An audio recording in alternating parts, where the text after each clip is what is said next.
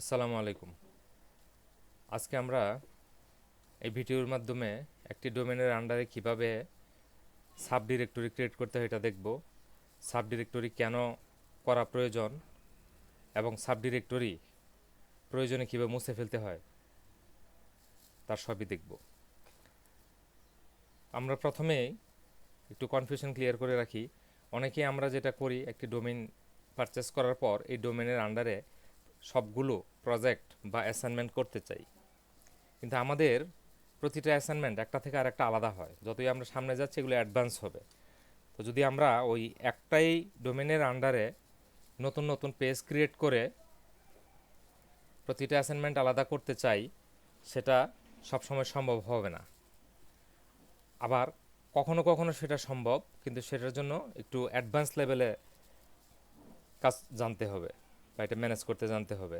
তো আমরা যেহেতু এই গ্রুপে অধিকাংশই নতুন বা একদম বেসিক লেভেলে আছি, তো আমরা ওই সমস্ত ঝামেলায় যাব না বা আমি পরামর্শ দেই না। তো আশা করি কেন আমরা সাব ডিরেক্টরি ক্রিয়েট করে নতুন নতুন প্রজেক্ট করতে হবে বিষয়টি ক্লিয়ার করতে পারছি।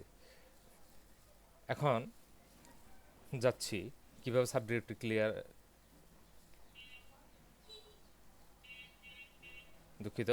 এখন আমরা যাচ্ছি কীভাবে সাব ডিরেক্টরি ক্রিয়েট করতে হয় এটি দেখার জন্য। আমি সি প্যানেলে অলরেডি লগ ইন করে নিয়েছি। আপনারা সি প্যানেলে আসবেন, এসে একটু নিচের দিকে আসবেন, আসলে সফটাকোলাস এই অপশনটা পাবেন, সফটাকোলাস অ্যাপস ইনস্টলার। তো আমরা যেহেতু ওয়ার্ডপ্রেস নিয়ে কাজ করি, আমরা ওয়ার্ডপ্রেসে ক্লিক করব।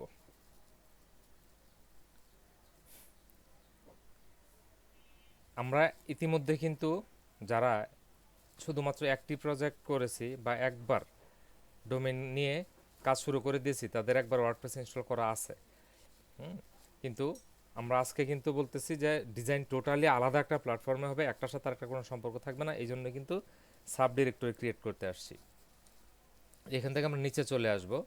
নিচে চলে আসলে আমরা এই যে এখানে ওয়ার্ডপ্রেস লেখা আছে, এই ওয়ার্ডপ্রেসের এই ইনস্টল নাওতে ক্লিক করব। ইনস্টল নাওতে ক্লিক করলে এখানে যা শো করতেছে আমাদের এই যে সফটওয়্যার সেটআপ, এখানে কুইক ইনস্টলেশন আছে, এটা আমরা কুইক ইনস্টলেশন করব না।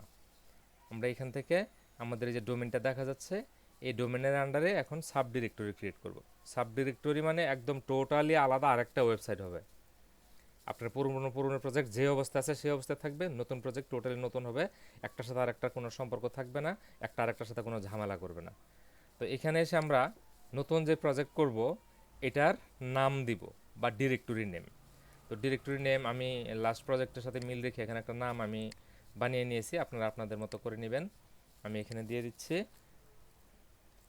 আমি নাম দিলাম থিম ট্যাম্প কাজ, মানে থিম এবং টেমপ্লেট কাস্টমাইজেশন। এটা 7 নম্বর এপিসোড ছিল, 7 নম্বর এপিসোড। আপনারা যে কোনো নাম দিতে পারেন, ইভেন এই নামও দিতে পারেন, সমস্যা নেই, কারণ প্রত্যেকের ডোমেন আলাদা, তাতে কোনো সমস্যা হচ্ছে না। তারপরে এখানে এসে এই অ্যাডমিন, এটা অ্যাডমিনই রাখবো, আপনারা চাইলে চেঞ্জ করতে পারেন। আর পাসওয়ার্ডে এসে আমি আমার একটি পাসওয়ার্ড দিয়ে দিব, আপনারা আপনাদের মতো করে পাসওয়ার্ড দিয়ে দিবেন, যেটা দিয়ে ওয়ার্ডপ্রেসের ড্যাশবোর্ডে প্রবেশ করতে হবে।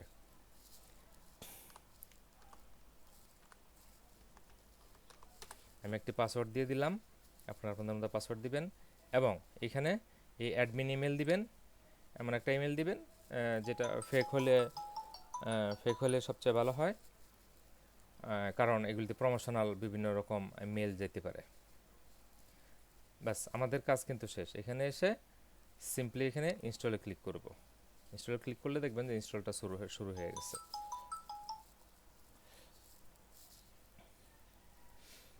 অলরেডি ইনস্টল হয়ে গেছে, যে congratulation, the software was installed successfully. তো আমাদের এই যে এখানে দুইটা লিঙ্ক ক্রিয়েট হয়েছে, লিঙ্ক দুইটা আমরা কপি করে রাখবো, কারণ এটা হলো আমার ওয়েবসাইট। এই যে এখানে প্রথম যেই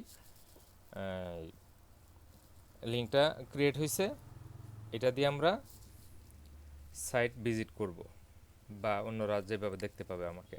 এই যে সাইটটা আমাদের ব্ল্যাঙ্ক সাইট আসছে, এখানে তেমন কিছু নেই, যে থিমটা এখানে ইনস্টল করা আছে।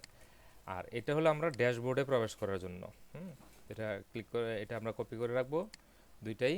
তারপর আমরা লগ ইন করে করে এখানে কাজ করব। আচ্ছা, তো এখন কথা হলো, আমি আমার সাইটে একটু নিচে আসি, আবার সি প্যানেলে যাই। একটু নিচে আসলে হচ্ছে না, সি প্যানেলে যেয়ে আবার ওই সফটওয়্যার ক্লাসে যাব। সফটওয়্যার ক্লাসে কেন যাব, এই পর্যন্ত আমি কয়টা প্রজেক্ট ইনস্টল করেছি, ওখান থেকে কোনো প্রজেক্ট মুছতে চাইলে কী করতে হবে এটা এখানে আমরা দেখব। তো এখানে যে সফটওয়্যার ক্লাসে আসলাম, আইসা ওয়ার্ডপ্রেসে ক্লিক করব। ওয়ার্ডপ্রেসে ক্লিক করলে এখন যদি আমরা নিচের দিকে আসি, এই যে দেখেন আমার সবগুলি প্রজেক্ট এখানে দেখাচ্ছে। আপনারাও যখন আলাদা আলাদা প্রজেক্ট করবেন এভাবে সব আলাদা আলাদা আলাদা আলাদা দেখাবে। এখন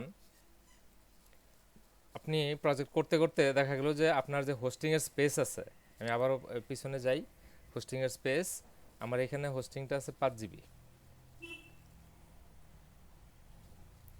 এই আমার হোস্টিং স্পেস হলো 5 GB।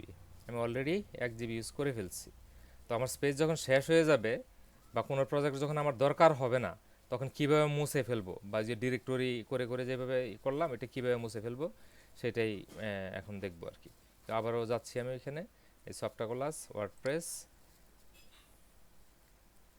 এখানে নিচে আসলে আপনি যেই প্রজেক্টটি মুছে ফেলতে চান সিম্পলি ওই প্রজেক্টটি সিলেক্ট করবেন। সিলেক্ট করে এই যে এখানে ডিলিট বাটন আছে, রিমুভ, রিমুভ দিবেন। নেক্সটে যে স্ক্রিনে আসবে ওখানে কনফার্ম করবেন, মুছে যাবে। তখন কিন্তু আপনার আর এই ইউআরএলটি থাকবে না ওই সাইটে। ওইখানে আপনি যা ডিজাইন করেছিলেন কোনো কিছু দেখতে পাবেন না। তো আশা করি সবগুলো ব্যাপার ক্লিয়ার করতে পেরেছি। তারপরে কোনো কোশ্চেন থাকলে গ্রুপে মেসেজ দিবেন, ইনশাল্লাহ চেষ্টা করব বিষয়গুলো ক্লিয়ার করতে। আসসালামু আলাইকুম।